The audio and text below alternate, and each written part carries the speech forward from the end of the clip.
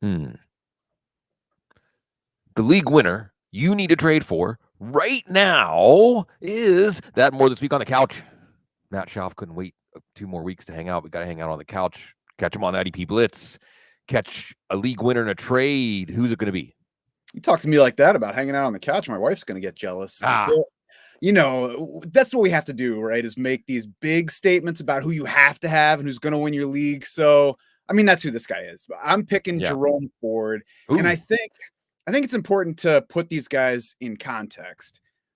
Obviously, it depends on what else you have. But the thing that I like most about Jerome Ford is you don't have to pay a whole lot to get him. If you're trying to aim real high, you're going to have to pay. If you're trying to aim for a super sleeper, then there's a good chance that he's not going to pay off. I think Jerome Ford has a really good chance to, at the very least, help you quite a bit going forward. I think right at this moment, there are a lot of people worried that Kareem Hunt is overtaking him in the backfield. Maybe. I mean, we'll watch them going forward and see what happens. But to me, the past week, the fact that Jerome Ford only played 1 snap fewer than Kareem Hunt, despite being fresh off a low-grade high ankle sprain, which is like the football version of jumbo shrimp, that's a good sign to me for Ford. That says the Browns want to make sure he's involved, even if he's not close to 100%. He's faster than Kareem Hunt at this point. He's got an awesome matchup with the Cardinals this week, so if you wait beyond this week, it could be too late. And the Browns have the 3rd best running back schedule the rest of the way, according to our strength of schedule pages on draftsharks.com. So I want to get him now. I want to reap the benefits this coming week and beyond. I'm going after Jerome Ford. Yeah, I like that one. And I like that you qualified right away and saying, hey, we're not going to say, Christian McCaffrey, you need to trade for Jamar Chase, trade for Lamar Jackson. I mean, Travis Kelce. Come on. That's not what we're here to talk about. It's league winner types or players who could have a lot better second half than the market is pricing in that you might actually be able to get. I think Jerome Ford's a good one. He had a 69-yard touchdown run before he got hurt. It's not the first time this year we've seen him break free in the open field. One of the things, we could talk about Adam Thielen, the struggle target league winner. Somebody in our age range. Right. Yeah, exactly. You have to be a struggle target when you're over 30 and a wide receiver to win a league. But chances are, Matt, the league winner is going to come from a good situation. The situation is going to boost what this player can produce, and Jerome Ford qualifies there too, because you always want a running back married to a good defense. This is, unless they're facing Gardner Minshew, a pretty good defense. And like you said, Kareem Hunt, and someone saying in the chat room, he's the goal line back. Yeah, Kareem Hunt can get touchdowns. Kareem Hunt can help you. Pierre Strong's interesting. I mean, I think that he is worth more than New England thought he was worth. I think he has some staying power, at least as a good burst acceleration back. But Jerome Ford is the primary back, and he had a miraculous return from that ankle injury. So that's comforting. He can only get better. My guy that's not necessarily likely, and this one is cheating a little bit because you need an injury, but I feel like Zach Charbonnet is gaining momentum now. I see him in on passing downs. I see him converting the touches he's getting into good gains. Kenneth Walker wasn't on the injury report, but he did miss 2 games. And just watch Kenneth Walker run. And I love watching him run. I love watching him run when he's piling up points for my team. But he's just the kind of back that, eventually he's going to spring a leak somewhere, because he is he's one of the backs that likes to sometimes take the contact to the defender, but it can only last for so long. And Seattle, obviously, an offense that can create great rushing numbers. Someone was asking about Jahmyr Gibbs. Let's talk about Jahmyr Gibbs real quickly. And Jahmyr Gibbs, I do think, qualifies as somebody that is a potential league winner to trade for, that I would call a buy high. I say this all the time, Matt. I write buy low, sell high football guys, but really buy highs and sell lows are more interesting, because you can't really do buy lows and sell highs. The information in the market is too smart now. But the specific question was trade Gibbs and Ridley for Mixon and Metcalf. And Mixon's interesting. In the whole Cincinnati offense is interesting. Again, they could be so much more productive, even with the market pricing in that they're going to get better, especially after what we saw last week. Mixon actually looked better than he did last year. He looked more spry. He looked more energized than he did last year. Ridley, Metcalf's maybe a little safer, but they're kind of similar boom bust plays week to week. My initial impression, Matt, was I don't want to be trading Jahmyr Gibbs right now. You know, I just feel like this is one of those moments.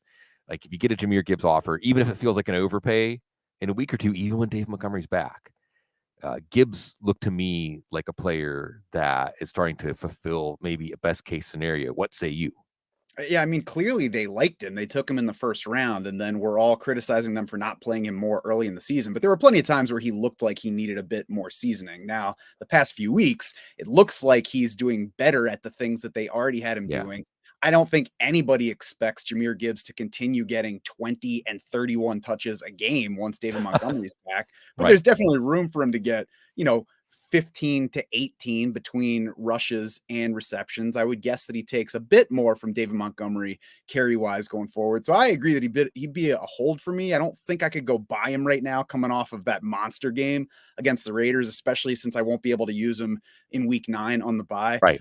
But I'm very encouraged by what he has going forward. And I think really one bigger point that I think matters even more than specific players and what I try to do better at this point is to not be too sure about anything. We are all, I mean, like one thing that we're paid for is to be sure about our takes, right? That's basically what we're paid to do. But I think a lot of times you get more out of not being so sure. Like the reason that you buy Jerome Ford right now is because I don't know whether he's the lead back, whether it's Kareem Hunt, whether they split, but I think it's a good situation with whatever in that range Jerome Ford is. The reason I don't buy Jahmyr Gibbs right now is because I think I'm going to have to pay quite a bit. But if I have somebody that thinks he's coming off this game that's, way outside of what he's going to do every other week, and they think that they're selling high before he crashes, I take that opportunity too. So it really, you have to look at different situations. And I think it's key to not be too sure in this game that changes so much every week. Yeah, I think if I can take your point about certainty in a slightly different direction, but staying with the original theme of potential league winners, the market prices in uncertainty, which necessarily creates room for value to grow, right? If the market is pricing in, well, we're not sure, and you lean in, you embrace that. Okay, we're not sure. Those are the situations where you can profit if you play the right side of it, but you have to embrace that, and it can come at different levels. So I'll tee up a couple of players.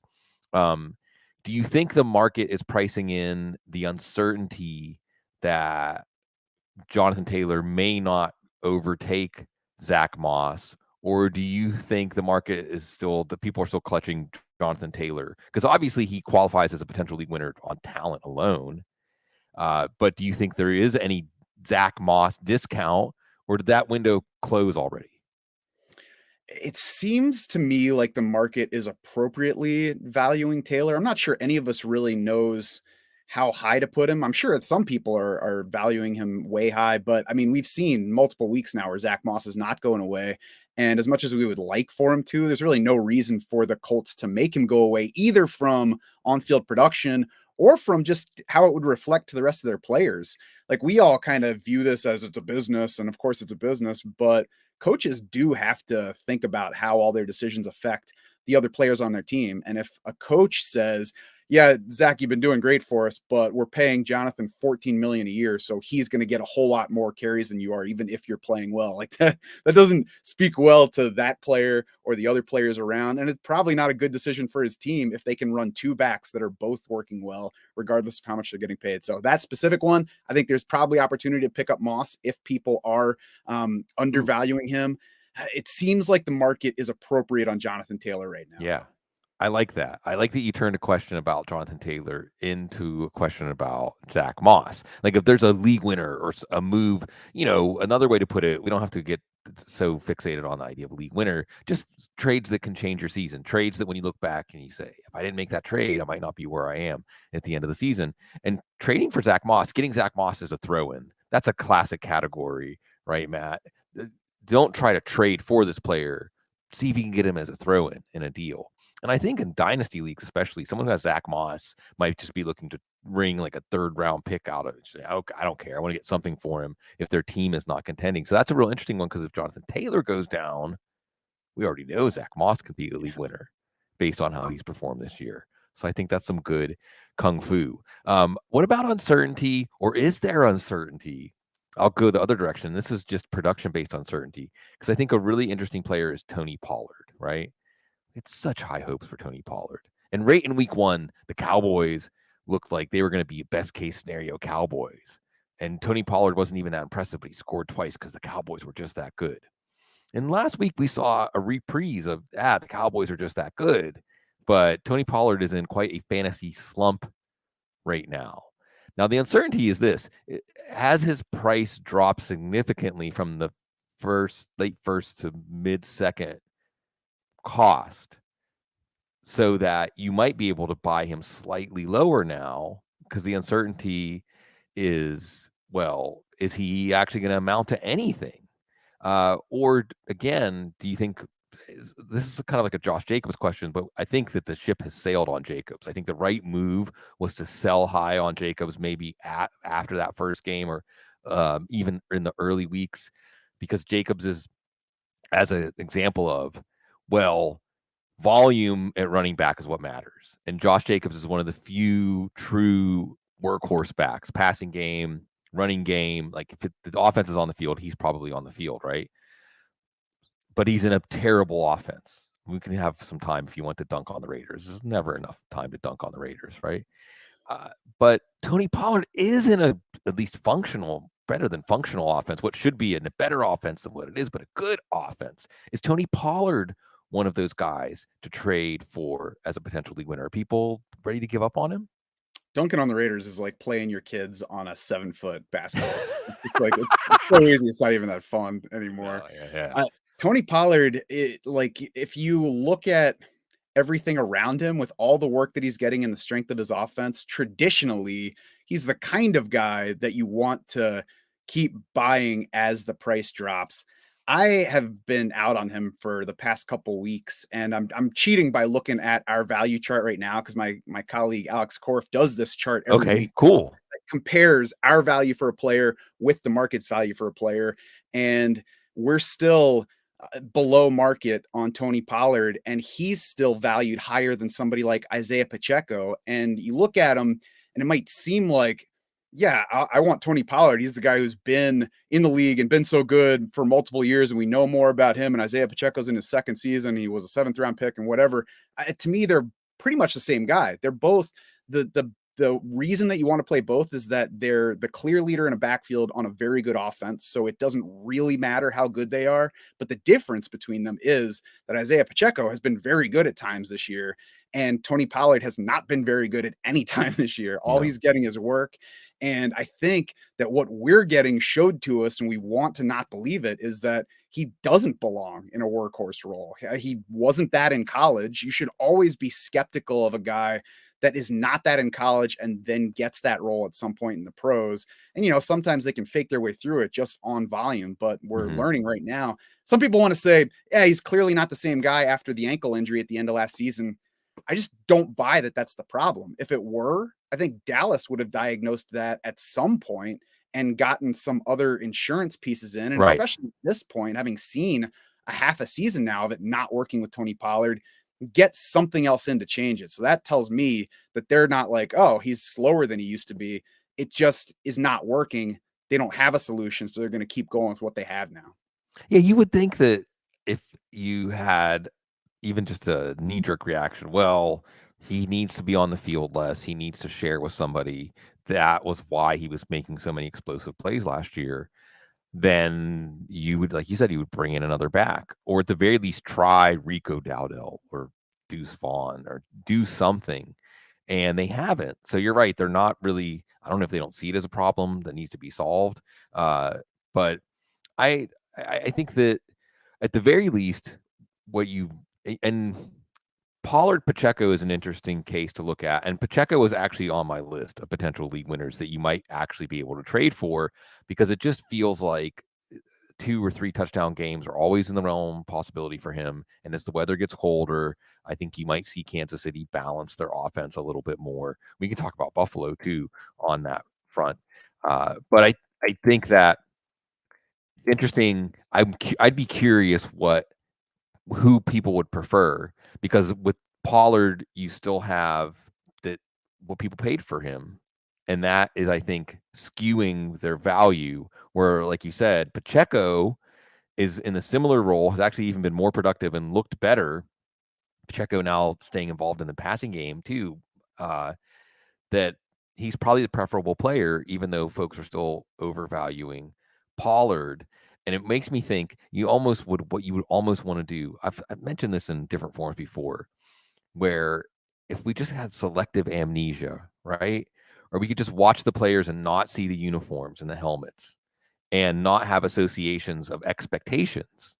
And then we ranked the players and we decided what we were going to do. If we somehow didn't know the history, didn't know the expectations, we probably would be more accurate, right? I mean, I would think that's something that throws us off. And that's another potential angle, something to look for when you're trying to find that gap. I love the way that chart that you were talking about presents it. This is, I mean, isn't that what fantasy football is about, right? Is finding where the market value or the value of the other person on the trade or the other people you're drafting with, and the real value in your mind. Where are the gaps?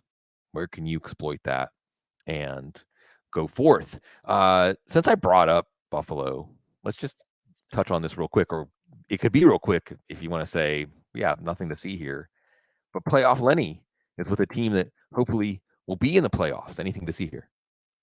I think that as long as you're not expecting a lot here, it's interesting. Like Latavius Murray has been a pickup, and he's been somebody that you can start in a pinch because he's in a situation where he could score a touchdown any given week, not because he's good.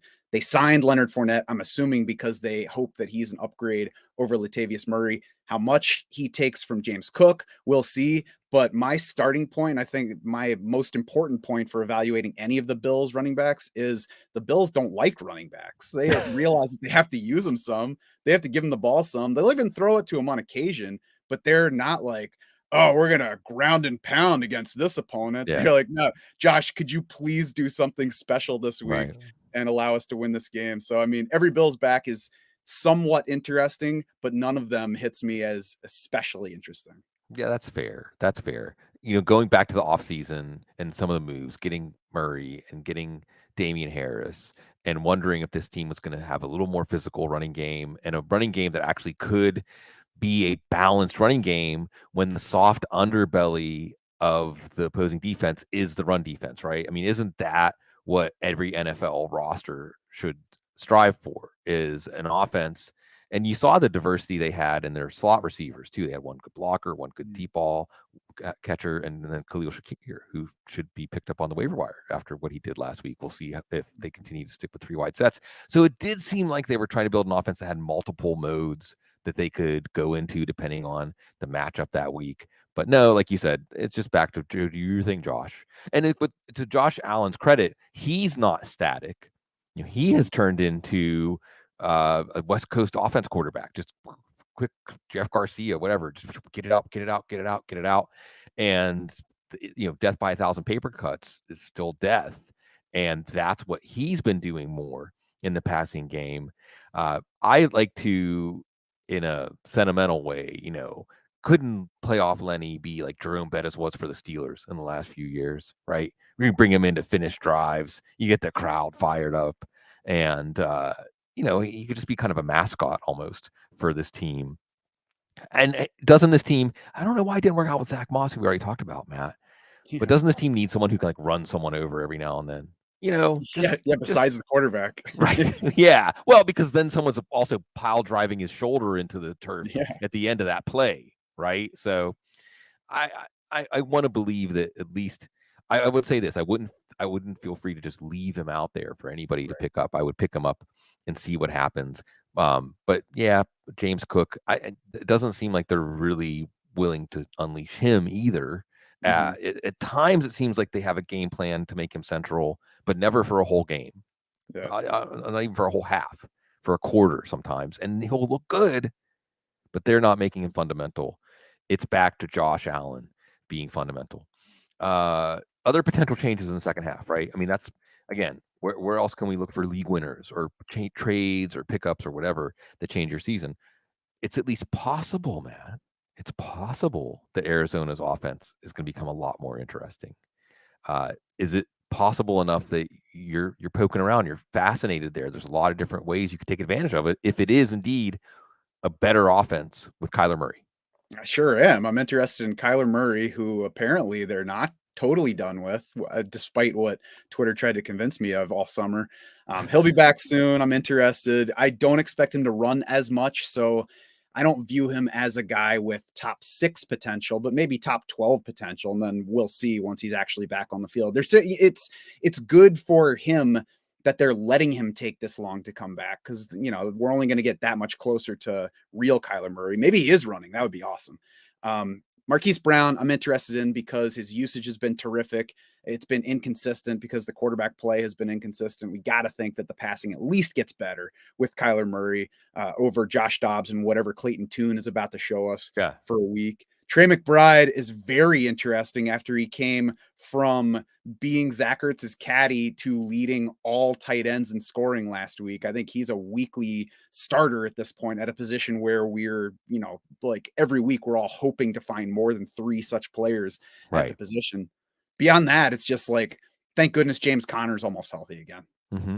Yeah, I do think this could be a better offense for sure. And I think you have to poke around. You have to potentially try something because there just aren't that many situations you can look at and say this could be a situation on the rise. I continue to be fascinated too with the idea that maybe Cliff Kingsbury was actually holding Kyler Murray back, and this offense can be better than the Cliff Kingsbury offense, considering what they did with Joshua Dobbs. That's a wild journey, by the way. Joshua Dobbs now maybe starting for Minnesota in a week. Anything, by the way, anything there. I mean, the take is going to be, Justin Jefferson, Jordan. Do you have any silver lining here or any wait, but maybe, or is it as bad as it feels for Minnesota? I don't know. I don't think that people are going to see it as totally doomy. I just heard from one of our customers earlier today who was able to trade Jordan Addison straight up for Justin Jefferson. Now, I don't know exactly what you take away from that, given that they're both Vikings receivers. The other guy needed a more immediate solution than Justin Jefferson was. But if I had Jordan Addison right now and somebody offered me Jefferson for him, I'm like 3 Jordan Addisons for Jefferson. That's the one I'm checking to make sure I didn't read something wrong. Like, wait a second, this is the team where I have Addison, right? It's not flipped around and I'm reading it backwards. So I am trying to sell Addison in particular this week to see what's possible, especially after reading that particular trade. And if it doesn't work, then I'm going to hold them because they're still going to try to throw. They're obviously not built to just balance the offense now and make it like a whole bunch of Cam Akers and a whole bunch of Alexander Madison. So they're going to throw it. Somebody's going to do something. It's not going to be as good as when Kirk Cousins was there. So I guess, if you can't get good return, then just hold the guys and see what happens. I think that in there, you're right, is make an offer to the Justin Jefferson team. Just make an offer. Not obviously in Dynasty, you're not going to get him, but in a redraft league, make an offer. You never know. Make an offer. I mean, if we're talking about Minnesota, immediately I'm thinking of like Todd Bowman throwing to Randy Moss, right? Randy Moss was that good. Randy Moss was that good that it wasn't even just, are you going to continue to play Randy Moss in fantasy football when he doesn't have Dante Culpepper or whoever? It was which quarterback can Randy Moss make into an actual fantasy quarterback this week because he's on the field with them, right? Mm-hmm. And there's a chance Justin Jefferson is pretty good enough to be that kind of player and good enough to still produce, whether it's Mullins or Dobbs or Jaron Hall. So I like that. I like the idea. Although it is really funny to think about. Well, I'm really worried about Minnesota's pass offense. I want to flip Justin Jefferson for someone I can play right now. Who do you want? Jordan Addison. Okay, well, it doesn't always have to add up, and we'll wait to see about the Rams. That's tough. I mean, are you? If there's 4 teams on bye and 3 of them have good offenses, so it might not apply this week. But in a week when we had all hands on deck, I mean, are you going to be more inclined if it's Brett Rippon? I saw that John Walford got, it was at Tampa that signed John Walford up from their practice squad. It was like, no, no, no, you don't get John Walford. No, no, no, Sean McVay, you're stuck with Brett Rippon. Fantasy. I mean, are you going to try to put lipstick on the pig of Kupp or Nacua playing with Brett Rippon?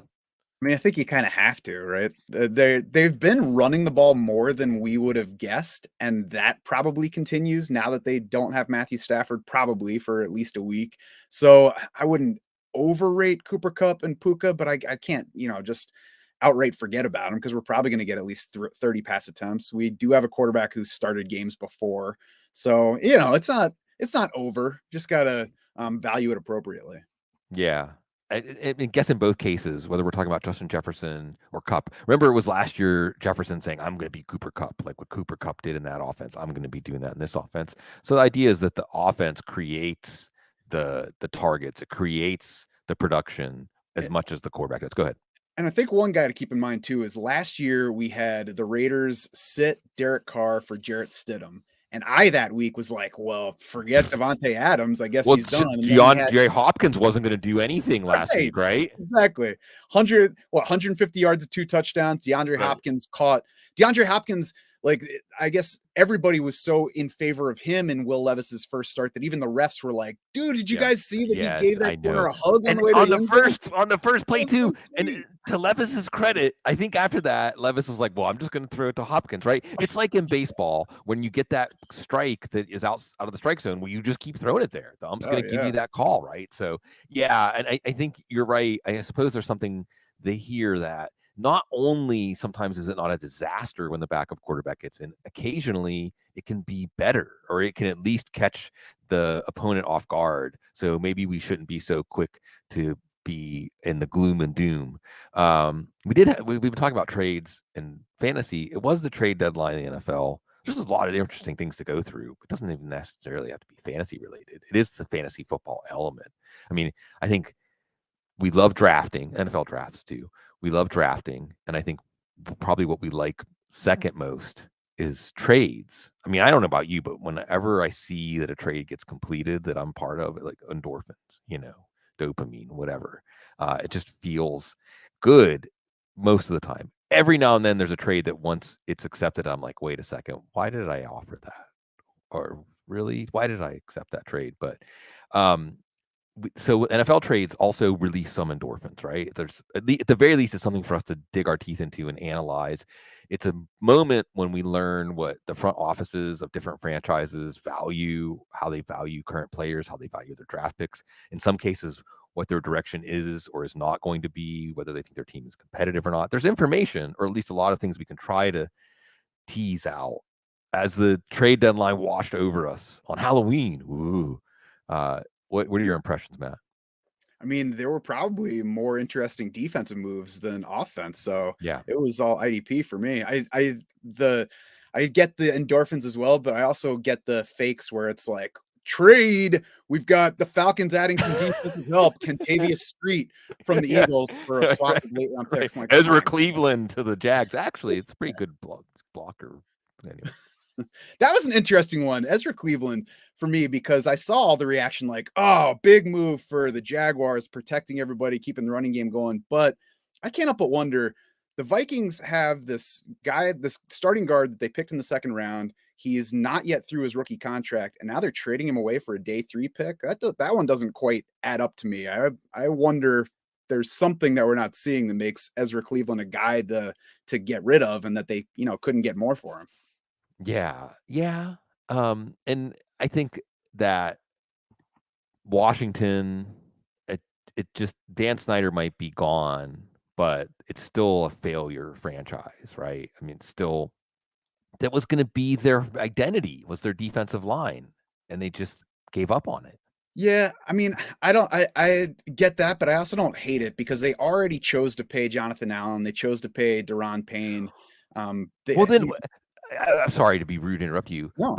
but when you draft these players, that's part of why would you draft so many defensive linemen and saying, well, we're only going to sign 2 of these guys to second contracts? What? You should always plan on your first or second round picks signing second. True. Yeah. I mean, the plan is for your draft picks to sign second contracts. Yeah. Oh yeah. So I mean, I'm not disagreeing with your logic. I mean, it may just be that it was a poor plan to begin with to take that many picks at any position in successive years because of exactly what you're pointing out. Yeah, I mean, the other side of that is you take the shots and you see what works, knowing you're not going to be able to pay everybody, and at some point you have to make difficult decisions on not being able to keep somebody, even if you want to, but you still want to take the shots because you know that not all the shots are going to work out. It's like teams should be taking more shots at quarterback, for example, even if they have an answer. Like, even if you're sitting on Carson Wentz and you think you're set at quarterback, go ahead and take Jalen Hurts in round 2. Yes. Even if he doesn't end up being somebody that's anything for you, maybe he does. So I don't know the financials well enough. Maybe they could have. I did see the tweets about how they have so much cap space next season. So maybe they could have kept Montez Sweat around. I was surprised, honestly, that they didn't exercise the 5th year on Chase Young. That's where they stubbed their toe right there. Yeah. Right. I know the injury stuff made it a bit more challenging, but to me, that's a chance that you go ahead and take because you get one more year to see what you have. And then at worst, you've overpaid for a 5th year of a guy that you took 2nd overall. So they're definitely a questionably run organization that could have made better decisions. I think trading these two away, I'm okay with. Yeah, I mean, because of where they're at in their franchise arc right now, and where they have assets, where they have them allocated, and I mean, the real problem is this. I guess we're not going to throw out the front office yet. I would imagine we're probably nearing the end of the Ron Rivera era. And what's the blueprint? What is there to build around? What's funny is this also applies to Denver. What is actually going to be the plan? What are the pieces that you say, well, this is how we're going to win football games. We're going to base it around these players. Who are those players for Washington? I mean, I think that they've chosen, either on purpose or not, the 2 defensive tackles, Terry McLaurin, and then we'll see. We'll see if Sam Howell looks like a guy that they stick with heading forward. And then it's probably collecting chances to add those other pieces. Because I mean, if they, let's say they did keep Chase Young and Montez Sweat and re-sign them both, now all of a sudden they've got $150 million on the defensive line. They still suck this year with all those guys in place. So we'd be looking at them a year from now like, yo, guys, your offense blows. Good job spending $150 million on your defensive line. Right. Yeah, you can't. And you still have to have some players who can cover. Well, they got Emmanuel Forbes. I don't know. And we'll see if they can cover. And on the other side, right? On the other side of that trade, the Chicago side of the Montez Sweat trade just really confused me. I really can't figure out what Ryan Poles is thinking. I almost wonder, Matt, if it's one of those things where you're spending the money because you're not sure you're going to be there to spend it next year. Most of the Bears people that I ask say they should keep Poles and let Eberflus go, let the head coach go, and let Ryan hire his own head coach or something like that. But you're basically paying a 2nd round pick so that you can start negotiating with Montez Sweat before free agency opens. I mean, who cares about the rental games? Your team's not going anywhere anyway. So you're paying a 2nd round pick just so that you can talk to him when technically no one else is allowed to talk to him. Sell him on your culture with a head coach who might not even be there next year. Huh? Sell him on his role in this defensive system with a head coach who might not even be there next year. And Montez Sweat would be crazy to not go to the market. This is his one chance for generational wealth. This is it, right? His 2nd contract. He'd be crazy to not test the market. Yes, Bears. Yes, you've got free daycare, and you have this wonderful chef in the cafeteria, and everybody has holiday parties together. I love it here, but I just want to listen to what these other teams have to say first before, right? I mean, that's just what's logical. So, or you can tell me that I'm being too critical, and I'm just trying to find something to talk about. I mean, they have to know that they have to pay top of market value for him, right? And that's probably fairly easy to set at this point. It's not something I can set, but I would have to imagine that they know what Montez Sweat is likely to get out there, that he knows what he's likely to get out there. And the Bears probably aren't beating the rest of the market for him, assuming that he has other suitors. So I guess it's probably them saying this is what we need to do to get him, and we need pieces. I certainly get what you're saying. Like they're not doing it this year, so why spend that second round pick? Why not just wait and see if you can win him on the market? But Right? Or and if you yeah, can't, then you get. And they should know, right? They should know because I mean, is there actually like eh, three different people running the organization? Because you have last year at the trade deadline, they traded Roquan Smith and they got a second round pick. Awesome. And then they went and signed Tremaine Edmonds, right? So that made sense, right? That made sense. They could have even said, well, maybe we can keep Roquan Smith, maybe not. Why don't we get this pick now? Maybe we'll make a run at him if he makes free agency. If not, we could find somebody else to at least be part of what he can do for us. They did it right. But then also last year at the trade deadline, they traded the second for Chase Claypool, who isn't even on the team. He isn't even on the team. And I don't even know what that was. That was just some sort of, it's almost like some fan went up to Ryan Poles in restaurants like, you haven't got Justin Field any receivers and this and that. And he's like, I'm going to go get a receiver. That guy, like, he just, wakes up in the middle of the night. Like, I've got to shut that guy up because I don't understand. It's like an emotional trade that had. So I'm sorry, Bears fans. I'm really sorry. I meant to ask you, I probably asked you this because I can't remember anything anymore. When you were on the country, do you have a team? Is there a team that's like a team that you're emotionally invested in? I'm an Eagles fan. I wouldn't say I'm emotionally invested at this point. I'm emotionally invested in my fantasy teams. Yeah, I understand. Are there teams? I mean, we're kind of going off the rails a little bit early, and I say this because I was just thinking about Bears fans, poor Bears fans. I mean, they had the Rex Grossman Super Bowl. I guess when you have a champion of champions like the '85 Bears, maybe that's just what you get. You're going to get the '85 Bears. It is maybe the most fun and exciting Super Bowl champion of our lifetime, right? You're old enough to remember the '85 Bears, I assume. That was right before I was actually watching. I was 5. Oh, okay, that's fair. Yeah, I mean, like, I think that Super Bowl champ when I was 5 years old was the Steelers, actually, and I have like maybe a tiny little memory of them playing the Rams. But the Bears were captivating. In my 5th grade talent show, but me and much of my friends were the Super Bowl Shuffle. I was Steve Fuller, and I also got to get my saxophone out and do the sax solo. The backup quarterback's a really great job to have. And I just feel bad for the Bears fans. Is there a team in other sports that you're emotionally invested in? No, I mean, honestly, I don't even really have time at this point That's with fair. 3 kids in the job to follow other sports. I That's fair. enjoy baseball when it gets to the playoffs. I used to be big into college basketball and college football, but I can't give Saturday to football right No. now, and college basketball doesn't quite grab me the way that it used to. So it's really started in college. I started to detach emotionally from the teams, realizing that I don't actually get anything from them winning or losing, that it's fun, but that it really didn't Yeah. matter all that much. Yeah. My theory is like our attachment to teams is more about like our attachment to our families or where we grew up, people that we watched sport with when we were kids, or maybe like we got taken to the game by our parents and things like that. And I'm sure that's Go ahead. part of it for me too. I didn't live in one place for more than 7 years growing up. So there's Okay. no single city that I identify with that much. Yes. That makes sense. That makes sense. Now you mentioned your kids, and that's an investment on many levels. Did any of them play sports? They do. I have one that plays a sport in every season. I have one that plays softball, and my son plays baseball. I've been his coach for the past few years. He enjoys it. Yeah, good. Not a whole lot of devotion to it.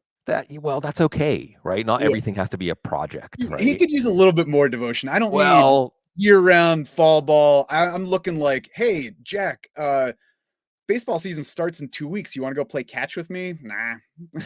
A little bit more devotion than that I could take.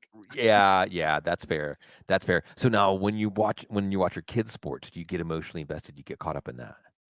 Yes, but not as much even there as my parents do, or other parents. Like, honestly, I spend more time being annoyed by the other parents yelling things at the field than with anything that's going on the field. I'm able to watch it and be like, yeah, I understand why my daughter's not playing right now. She hasn't been doing very well the past couple of Right. games. Right. And I understand that the referee is going to miss some calls, and I understand that I'm not going to yell anything to the goalie from the sideline that's going to change how she's operating in this game. So I that bugs me more than the tension, but I certainly get wrapped up in the exciting games and get more excited when, they win or lose than by anything that happens on TV. And actually, it's funny. I just remembered a couple years ago, I was an assistant coach at that point for which kid? Well, I think it was my oldest baseball team.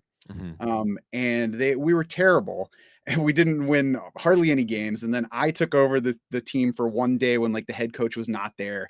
And we got like our first win against a team that was ahead of us in the playoffs. And Wow. it felt like we won the World Series that day. I couldn't even believe how excited I was about winning some random youth baseball game. But yeah, it's very easy to get wrapped up in that kind of stuff. Yeah, that is, and it's interesting too. I ponder like how things have changed. All right, well, I'm afraid I don't want to turn the rest of we got 20 more minutes. We'll do more off the rails, but I guess for the last 10 minutes or so, football talk, and we'll get back to youth sports is very interesting. I like to think of it, Matt, as another one of those things where we can look back and see how it's changed. It certainly has changed in our lifetime. It's different than what I remember on many levels. Go into the last 10 minutes like this. How's your fantasy season going? Like, who's your MVP or LVP or otherwise? Like, when you look back on the first 8 weeks and the story, like you said, you're emotionally invested in your fantasy team. So I'm following up on that. All right. So who has emotionally been fulfilling the relationship? Who's letting you down? It was setting up to be a fun year with Kyron Williams just because heading into the season, I was like, I wasn't like, it's going to be Kyron Williams, but I was like, you know what? Not sure I trust Cam Akers. They don't have a whole lot else there. Kyron Williams is a pretty easy guy to stash at the end of a There's the draft to stick uncertainty, on right? some Is best Cam Akers ball. really the starter? That's Exactly. the end. There's where embracing uncertainty helped. Yeah. And I always roll my eyes when we're heading into draft season because there's always the question, who's the guy you're getting in every draft? And people always name some like 4th-round pick. I'm like, no, you're not. And if you are, then you're taking 3 rounds ahead of everybody else. The answers for those are like your round 17 pick because Yeah. you're finding guys that have something. They might be absolutely nothing, but there's something that gives them big upside from there. He was somebody that I was stashing in drafts. And then, he came out and scored twice in week 1. I was like, oh God, I might be a genius. Yeah. So that was somebody that I was invested in. I'm not a huge fan of Trevor Lawrence right now because I have him on my highest stakes team and he's been okay, but hasn't really delivered fantasy wise. I haven't really had too many other big, ones that are really boosting me or hurting me. Actually, that's not true. Christian McCaffrey, I was against drafting him in round 1 this year because last year we saw his work not be anywhere near once he joined the 49ers, what we had previously gotten from him. It seemed like it might not have been direct quotes other than Kyle Shanahan saying we have a plan to keep him healthy, but it seemed like they didn't want to overwork him, like they wanted to save him for the playoffs. I certainly wasn't expecting him to be the kind of workhorse that he's been early this season. So in hindsight, I should have been a little bit, less strong against Christian McCaffrey. That gets back to the certainty thing. Like, I think the most important thing is to take whatever you get wrong and look back and think why. And sometimes it's just, I didn't see that coming. But in this case, for me, it's Christian McCaffrey. Like, I can look back on the logic and be like, that was all fine, but I should have been a little bit less sure that a special player was just going to follow what I set out as his path instead of saying, I think it's possible he disappoints us, but we'll also get some Christian McCaffrey because he's Christian McCaffrey. Right. Probably it was that when you join a team mid-season, it's kind of hard to be so integrated into the offense that the offense runs through you. But with an entire offseason, chances are. And I heard it framed too that that acquisition was a Kyle Shanahan acquisition. And if you want to see, and then there was all this stuff in the offseason about Trey Lance and Brock Purdy, right? Sam Darnold. And somebody, I can't remember who it was, served up to me like, if you want to see whether Kyle Shanahan really has his hands on the levers, if Christian McCaffrey is used back to Carolina levels, then that's Kyle Shanahan gets the final say in this stuff. Which, I mean, certainly in terms of play, it would seem like it should be anyway, even though you acquire the assets. You don't really necessarily get to decide how they're used with John Lynch. But yeah, I think with McCaffrey, like you said, a special player, we should be more prone or open to believing that special players are going to continue to do outlier things, then that they're going to start to resemble everybody else, right? Kyron Williams. Yeah, that one was, and what was interesting about that too was that he was this classic example. There's always a few that come along, right, Matt, where running backs can be very average. And we have all these metrics now that tell us too, like run yards below or above expectation and yards before contact, like is it the offensive line opening holes or getting yards after contact, et cetera, et cetera, et cetera. And Kyron Williams, I mean, you don't have to be a football expert. You can just watch him for like a quarter and be like, he's an average NFL running back, probably the kind of running back that if he is your starter, teams are looking to upgrade from. But because of the situation, because of the usage, he was setting up to be a league winner as a 17th rounder. And I loved your critique. I really wish now I want to go back. Maybe in the offseason we could do this, Matt, where we do a whole on the couch where we just critique the way some of the stuff is presented. Because you're right. And I mean, we all have to do it, right? Where you have to package this stuff. It's content. But who you getting in every draft, it should never be a player. You're right. It's impossible. It's impossible that it's higher than like a 5th round pick. It's just not possible. And if it is, you're just drafting him too early. Right. Which, could be a different question. Like, who are you reaching for in every draft? Who are you willing to reach for so that you get them on every team? That's a little bit different question. But the best part of that critique was the voice you use. You should just do the whole. You should do whole shows in that voice. Who are you gonna? It's hard hitting. It's funny too, going back and forth because I've been watching a lot of baseball. And then the fall kicks in, you get like Kevin Harlan. And it's like some football announcers, something about the game, I think, where there's almost this expectation or imperative that you have to sound like you're about to have an aneurysm at any moment, because the game's just that exciting and that's stimulating, unless you're Joe Buck and Troy Aikman or something like that. So I guess as we wind it up, while I've got you here, and of course, folks, Matt already mentioned IDP. If you do play IDP and you're not checking out the IDP Blitz on our podcast feed, Matt, Gary Davenport's going to be recording with me later today. John Norton, smartest people in IDP fantasy football, and you got to play IDP fantasy football. It'll make you a better fantasy player because you'll know more about defensive injuries, you'll know more about matchups you can exploit, and you'll just enjoy watching football more. So I guess I'll hand the mic to you before we go off the rails completely and say anything you want to add to my impassioned pitch for more people to try IDP football. Yeah, there's no reason not to do it. You didn't know anything about fantasy before you started playing fantasy. So the fact that you don't know about defensive players is just a bad reason to not play IDP. You might try it. You might be like, I don't have time to do this to the point that I need to. Or you might try it and be like, oh yeah, it's the same game, just with defensive guys. And now I know a whole lot more about the game. And if I pay just a little bit of attention, or even just find the right people who pay enough attention, I can really beat up my league mates in this format pretty easily. Yeah, if you're the kind of fantasy player that likes to invest time, and a lot of us ended up being content creators, because that's what you can do with that time you invest. You can turn it into products, turn it into charts and graphs and articles and podcasts.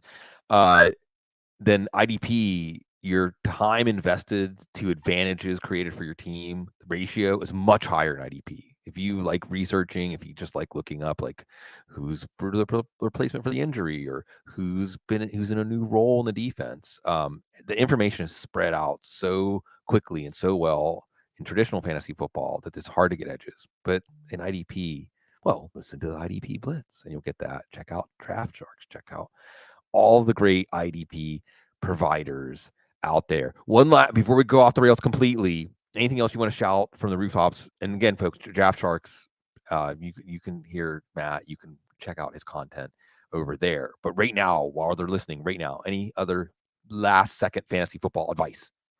Last second fantasy football advice. I don't know, man. This we've been in danger of going off the rails so many times. I'm a little bit scared to still be hanging on to this train. I mean, I can't think of specific last minute items like to a throw player out. or a situation or something believe that the Bengals are for real now. Yeah, Don't think yeah. that that's a fluke coming out of the bye. They went to San Francisco and beat up the 49ers in every way. Joe Mixon had an efficient game. Joe Burrow had a terrific game. T. Higgins is back healthy. All of those guys are buyable. I'm buying the whole Bengals offense. And I think even though it would have been better to do it a week ago before they had that game, that buy window is still open. I think there will be some skeptical people like, yeah, they were good last week, but what about a couple weeks ago? All those guys, I think you can still buy. Yeah, I fumbled that whole situation terribly because I thought that the Bengals were bangling it up. And by asking him to play through that injury, eventually it was going to get worse and worse. Mhm. And then he was going to have to go on IR, and it might even be a lost season for the Bengals. But I just underestimated Joe Burrow. I should have known. I should have known that the guy who wanted his scar, his surgery scar, front and center in the off-season picture. Remember that, Matt?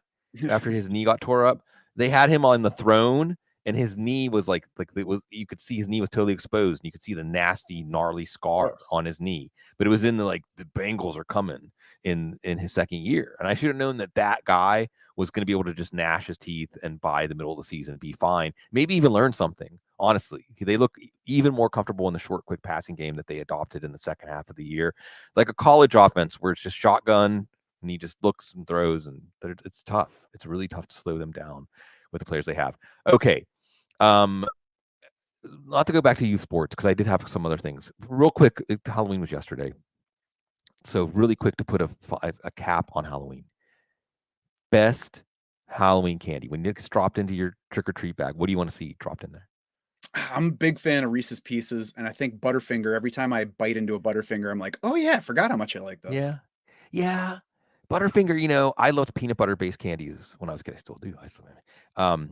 The Butterfinger is it's almost like peanut brittle. It's Mm, so it's crystallized. A little bit different than your classic Reese's. A little bit different than your Fifth Avenue. That's an underrated lost mm, candy bar, and the peanut butter. But Reese's Pieces are good, and of course Reese's Pieces always lead us back to E.T., a Halloween movie. Yeah, mhm. Halloween. Reese's Pieces are good. Reese's, anything Reese's. Okay, now today is Dia de los Muertos, and it's about the ancestors, and we're real big on that in New Orleans. I mean, it's just this idea of like we're all standing on so many people's shoulders. We focus so much on me, what I did, but really nobody accomplishes anything on their own. We didn't even get here, even remotely on our own. In fact, we had nothing to do with it, really. Um, so when you think of your ancestors, Matt, who's somebody, maybe stories you've heard about him or her, or you knew them? Um, uh, Somebody, I love to point out that in New Orleans, they don't say that people died; they say that people transitioned or joined the ancestors. Um, who's somebody that you feel like's rattling around inside of you sometimes? You feel them in there. Uh, that's a little bit out of my realm of consideration. It's not really something I honestly put a whole lot of thought into, but I will say that did not spend enough time appreciating the things that my mom's parents were doing and accomplished and did, and we're in the process of doing while they were alive and while I was younger and stupider. So I guess more than trying to shout out one particular person that Yeah, drives me, I would say let me um, give the recommendation of stopping to think about yeah, who you could pay more attention to right now while you have the yeah. opportunity. Oh yeah, totally. Let them just tell stories. Let them tell stories. My wife, the love of my life, Kate, she's a speech therapist. And one of the jobs she used to do, she would used to go into long-term care homes, retirement homes, rest homes, whatever you want to call them. And I mean, I guess the insurance pays for it or something. That's why they have speech therapy in those places. But it's not like speech therapy, like the kind of speech therapy she does for like babies or small children, where you're changing the arc of their life by intervening early, right? So one of the things that she would do is just ask them, "What's the story of how you met your wife or your husband?" And they would light up because revisiting that and reliving that in their minds would just bring all this life to the surface. And just in them telling that story, she would learn so much about them and just create a nice time, like we try to do here on the couch, right? Like we try to do on our podcast. Like, let's just create a nice space to be in for a little bit, and a place that makes us feel happy and uplifted. And I think that approaching your living ancestors now, like you said, and doing that. And we talk about youth sports and the amount of time and effort that goes into raising children, and that's even something you can do because you're trying to do it for your kids. You're trying to bring your kids around their grandparents and so on, so that they get to know their family. But it's an opportunity to do that too. Okay, I wanted to ask you this. I'm only 97% sure of anything, so I might have asked you this before. I don't think. What's the origin story of how you ended up being a fantasy football expert? I'm making air quotes.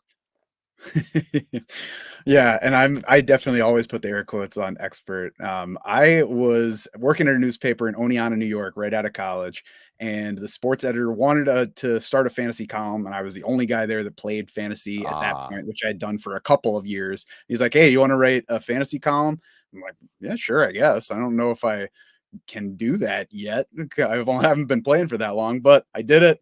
I enjoyed it. I was like, oh, this is fun. Let me look online, this internet thing that's still a little bit new, and see if there are any more opportunities out there. There were. I found Pro Fantasy Sports with Mike Beacom.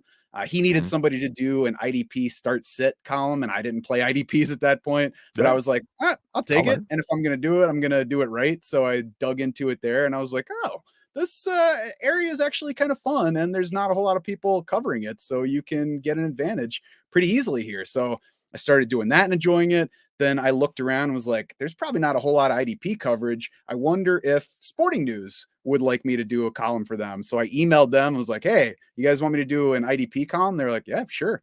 So I did that. I got other opportunities off the IDP stuff, got into other magazines, Roto World, Football Diehards at some point. Made my way to Pro Fantasy Sports, got bought by Jeff Thomas's company, which was Sports Buff at the time.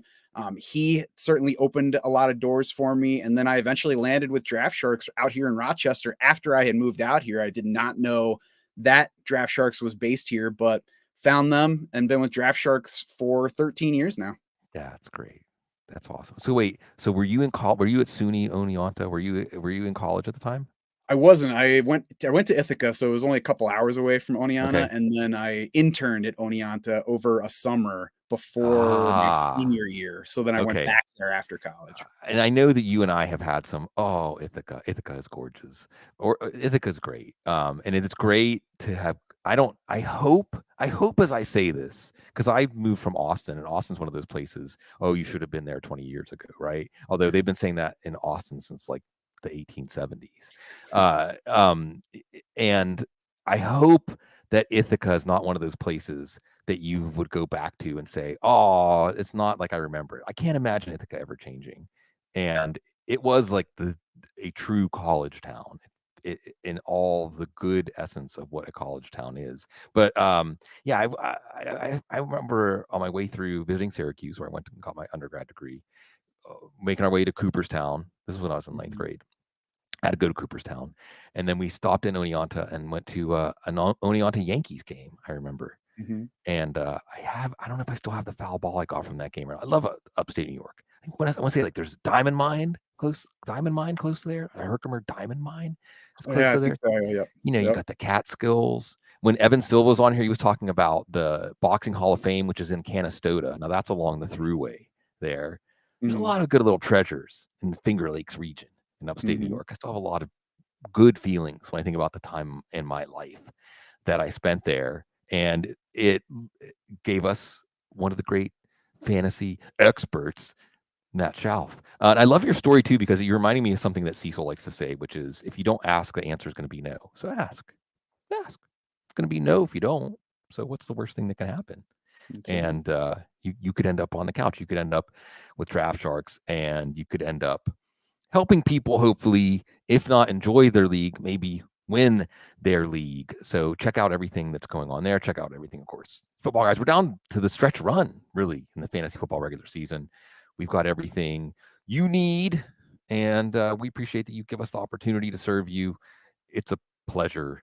It's a privilege, because you're so classy.